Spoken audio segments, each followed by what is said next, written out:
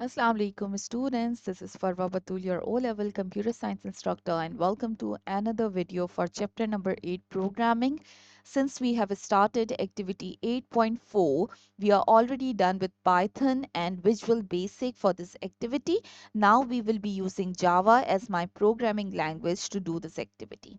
Now the activity says that in a high level programming language that your school has chosen to use, write and run a short program to test if a number input is greater than or equal to 100 or less than 100. So it is very simple how we can do that. First of all, let me tell you that there is a user that is going to give us an input of a number into our system. So we are taking input from the user. Once we will get the input, then we have to check that whether the number that is being input is greater than equals to 100 or if the number is less than 100. And according to our result, we will display the message to the user.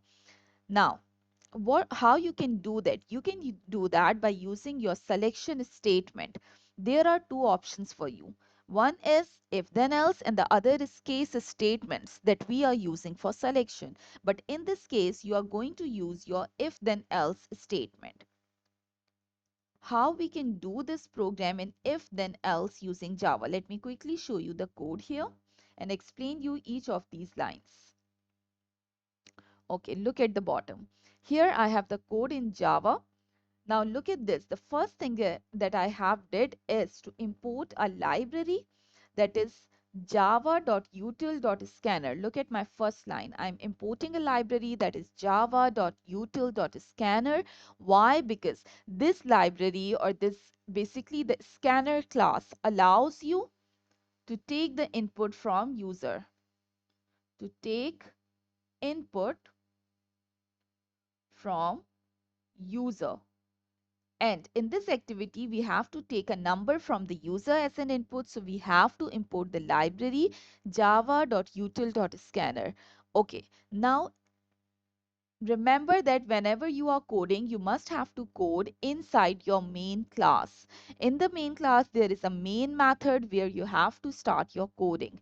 Now, the first thing here is we are initializing an object for the scanner class. So that is scanner. My obj is the name of the object. You can write down any name, whatever you want.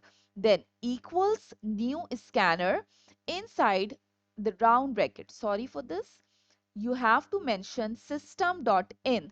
That command helps you to take the input from the user. System.in. Now the next thing, the first thing is to initialize the object of scanner class. Object of scanner class, and why you initialize that? In order to take the input when needed.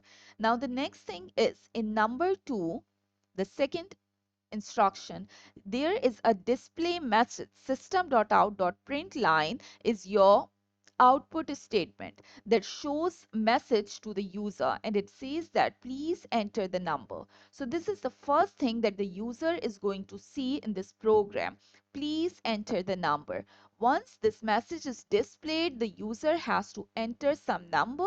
And look at the third instruction here. In the third instruction, actually it's not integer, it must be int only.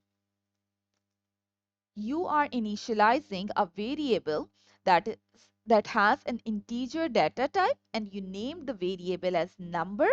So now the number is going to be a space in your memory where the input value is going to be stored.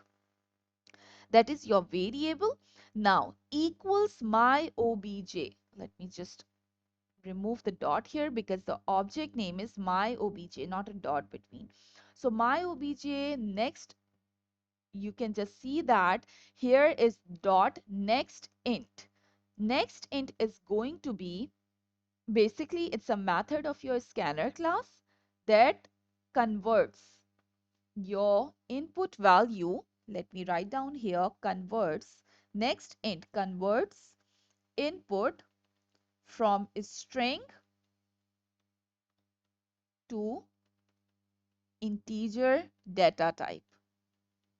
If you don't know about these data types, please go and see the previous video that I made on data type. Okay, now what I'm telling you, when the user gives us an input, then it is considered as a string. And since string cannot be a number, so you cannot do any arithmetic operation on that. You cannot do any comparison operations on that, like greater than, less than, equals. So for that, we have to convert the number into an integer data type once it is being entered by the user. So next int is going to be a method that helps you in converting that input value into your integer data type. Once the input is converted, then it is being stored in a variable that is named as number. So that's your integer variable that is storing the result. Now the fourth thing is, in the fourth step, you are starting with your if then else statement in order to compare the number. So look at the condition of your if statement. It says that you have to check for number greater than equals to 100. And remember that if the condition is true, there can be two ways, whether the condition will be true or the condition will be false. So you need to set your results for both of them. Now, if the condition is true, you have to follow the instruction that is straight down to your if statement, that is just down or just following your if statement, and that is system.out.println, and there is a display message that will be visible to the user once the condition is true. The message says that your number is greater than or equal to 100. That is correct. When the condition is true, then you must tell user that your number is either greater than or equals to 100. And in the next step, you are telling the else is basically the other part, or we can say it only works when the condition is false. So if the condition is false, then what will be done? You will show the user another display message that says your number is less than 100. So this is how it works. Um, Now I'm just quickly going to the Java editor to show you the results practically how we do that. So this is my Intel IG, that is the IDE for Java development. I'm using this, and you can also download it in your computer. It will be very convenient for you to work on Java by using Intel IG. I have already made a video on that. Just go ahead and see how to download this software in your computer. Now look at this. On your left hand side, there are different folders. So inside the source folder, SRC, there is your main class. In the main class, you are going to program. On the right side, you can see that the main class is already open here. I have pasted the whole program.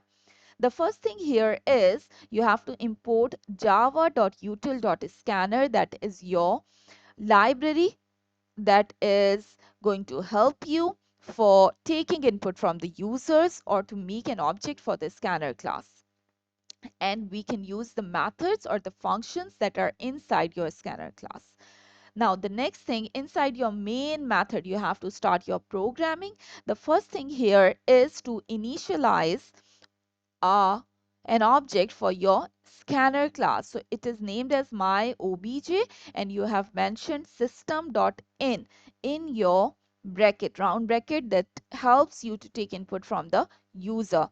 The next thing is your display message that tells the user to enter the number. It says that please enter the number. Once it is being displayed, user will enter the number. It will be stored in my obj, and then the next int method is going to convert that input value from string to integer data type, and then you will store it in the variable that is named as number and which has an int integer data type. Next, you are using the if keyword for your if then else statement, and inside the if you are mentioning the condition to check number is greater than equals to 100. Remember, if the condition is true, you are going to follow this particular statement that is just next to your if. The statement says that, or the instruction says that your number is greater than or equal to 100. So this is basically your display message to be shown to the user. Else, in the else, what you will do, your number is less than 100 when the condition is false. Okay, now let me quickly run this from the top. Let's just quickly see the results. Look at this. The user will see, please enter the number. Let me enter a number greater than 100, 132. Look at this. It says that your number is greater than or equal to 100. Let me just run it again for a number less than 100. Okay. Please enter the number. Let's enter 23 plus enter. Your number is less than 100. And what is the third thing? A user might can enter 100 as well. So remember, if 100 is added, so the condition of your if statement becomes true, and again it will say that your number is greater than or equal to 100, because look at the comparison operator, that is greater than equals.